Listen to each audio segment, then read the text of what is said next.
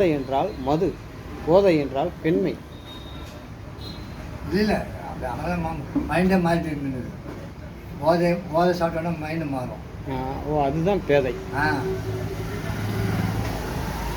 அது வாழ்க்கையில் பயனற்ற நிலை. அதான் எல்லாம் கண்டுபிடிச்சிட்டான். தமிழ்நாட்டில் இவனை எல்லாரையும் இந்த மாதிரி போதையிலே வைக்கணுன்றது முடிவு பண்ணிட்டாங்க.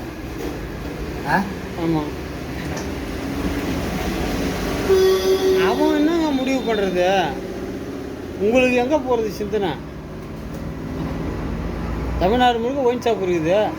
நான் போகிற வழியெல்லாம் ஒயின் ஷாப் தான். அதுக்காக நான் குடிச்சுனா இருக்கிறேன். என்னை பற்றி நான் தான் யோசிக்கணும், நீங்கள் யோசிக்க மாட்டீங்க. ஏன்னா அதுக்கான ஆட்சி முறை நீங்கள் உருவாக்கி வைக்கல. உங்களை சுரண்ட நிர்வாகத்தை தான் நீங்கள் உருவாக்கி வச்சுருக்கீங்க. உங்கள் பாக்கெட்லேயும் 10 ரூபா இருக்கணுன்ற நினைக்கிற நிர்வாகத்தை நீங்கள் உருவாக்கலை. அதுக்கான தலைவனை நீங்கள் தேர்வு செய்தாங்க, அனுப்பலை. ஆமாம், உண்மை. உங்களுக்கு பிச்சை போட்டு உங்ககிட்ட இருக்கிறத சுரண்டவனை தான் நீங்கள் தேர்வு செய்துக்கிறீங்க. கிட்டத்தட்ட 50-60 ஆண்டு காலமாக தமிழ்நாட்டு அரசியலும் சரி, இந்திய அரசியலும் சரி. இந்திய அரசியல் அது அவன் பண்ணிட்டான். சுதந்திரம் அடைவதற்கு முன்பாக கூட மக்களிடத்தில் ஏதோ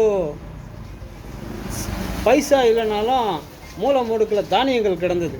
அதை வச்சு உண்டு வாழ்ந்துட்டு வந்தான். இன்றைக்கி தானியங்கள் போச்சு, எல்லாம் காசாச்சு. காசு இன்றைக்கி பரவுது. ஆனால் அது எப்படி பயன்படுத்தி மீண்டும் பிடிங்கிறான். பல வழியில் பிடுங்குறான். ஒரு வழியில் தான் நீங்கள் சம்பாதிக்கிறீங்க, ஆனால் பிடுங்கிறது பல வழியில் பிடுங்குறான்.